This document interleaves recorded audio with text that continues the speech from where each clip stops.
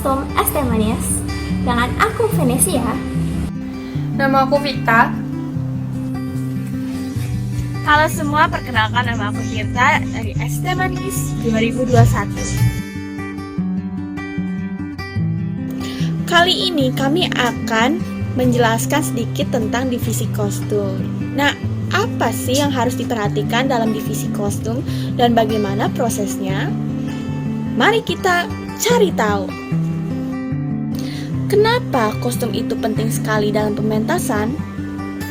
Karena pertama, kostum itu berguna untuk menunjukkan identitas suatu karakter.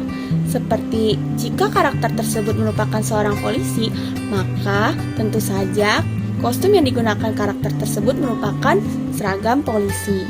Yang kedua, kostum berguna untuk menunjukkan latar waktu, di mana kita dapat mengetahui latar waktu karakter tersebut dalam cerita atau pementasan seperti Victorian era, retro era, atau vintage era. Dan yang terakhir yaitu kostum berguna untuk menunjukkan kepribadian suatu karakter. Seperti contohnya seorang preman, maka kita bisa tahu dari kostumnya yaitu seperti menggunakan jaket, jeans, dan juga ditambah lagi aksesorisnya yang berupa rantai, anting, ataupun tato. Seperti itu. Nah, itulah pentingnya kostum dalam pementasan. Selanjutnya, kita akan menjelaskan lagi mengenai tahapan pembuatan kostum. Nah, di tahap pertama, kita ada bedah naskah. Bedah naskah merupakan proses membaca dan memahami jalan cerita pementasan lebih detail. Di sini kita juga menentukan karakteristik tokoh, latar waktu, tempat, properti, serta kostum apa saja yang harus digunakan saat pementasan tersebut. Dan selanjutnya yaitu mencari referensi atau contoh. Nah, di sini kita tentu saja mencari referensi bisa melalui sosial media seperti Instagram atau Pinterest. Selain sosial media, kita juga dapat melihat referensi dari seri TV, dari film, atau game. Dan masih banyak lagi sumber-sumber yang dapat kita ambil referensinya. Seperti itu, teman-teman. Kemudian, kita dapat menuangkan ide tersebut ke dalam sebuah desain gambar atau yang biasa kita sebut dengan blueprint. Ide tersebut harus sesuai dengan kebutuhan sang tokoh. Misalnya ketika tokoh membutuhkan ruang gerak, maka desain kostum harus dapat memberikan keleluasaan kepada sang tokoh, sehingga kostum tidak rusak ketika digunakan maupun menyulitkan pergerakan tokoh. Kemudian, desain tersebut kita ajukan kepada sutradara untuk menilai apakah desain kita sudah sesuai dengan ekspektasi sutradara dengan penulis atau belum. Jika belum, kita dapat merevisi desain tersebut. Tetapi jika sudah, kita dapat melanjutkan ke proses berikutnya, yaitu berbelanja bahan. Bicara soal blueprint, apa aja sih yang harus ada dalam blueprint? Terdapat 3 syarat utama dalam pembuatan blueprint. Yang pertama harus detail. Jadi di dalam blueprint kita mencantumkan bahan apa yang akan digunakan. Tidak hanya bahan, kita juga mencantumkan aksesoris apa yang akan digunakan oleh sang tokoh nantinya. Yang kedua ialah diwarnai. Blueprint tidak boleh hitam putih seperti kertas fotokopian, tetapi harus berwarna. Dan proses pewarnaan ini dapat menggunakan pensil warna, spidol, cat air, maupun pewarna lainnya. Apa sih tujuannya?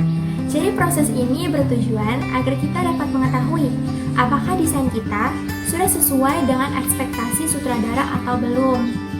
Dan yang tidak kalah penting ialah harus realistis. Karena desain ini akan dikerjakan oleh tim kostum, maka kita harus mempertimbangkan kerumitan dalam sebuah kostum, sehingga kita dapat merealisasikan kostum tersebut dalam kurun waktu yang telah ditentukan. Itulah sedikit informasi mengenai blueprint.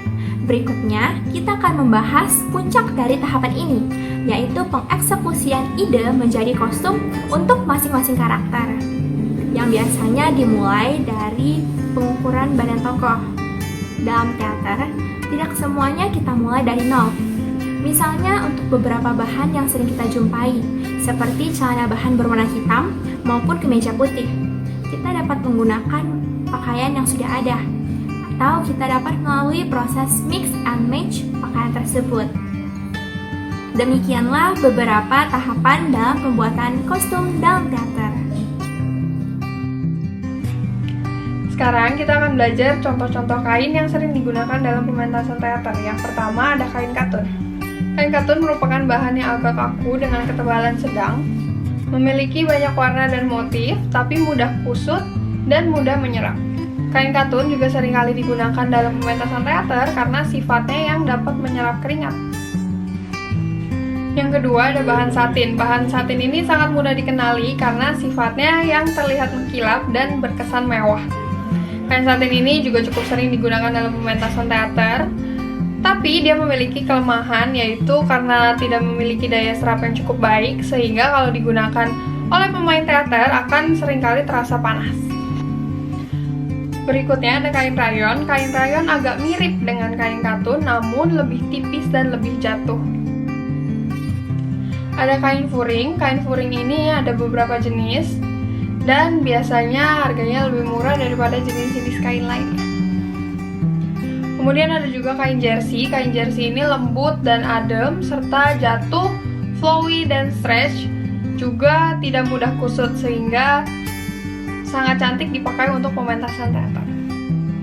Kemudian ada kain organza. Kain organza berkebalikan dengan kain-kain yang lain tadi, karena kain organza memiliki sifat yang cukup keras dan kaku. Kain organza ini seringkali dipakai untuk membuat lengan balon atau untuk membuat rok yang mengembang. Ada juga kain tile. Kain tile ini berbentuk seperti jaring dan terdiri dari dua jenis, ada yang halus dan ada yang lebih kasar. Kain tile ini sangat mengembang dan biasanya digunakan untuk membuat kostum seperti ball gown. Terakhir ada kain chiffon yang bahannya tipis dan flowy, serta terlihat halus dan sangat lembut.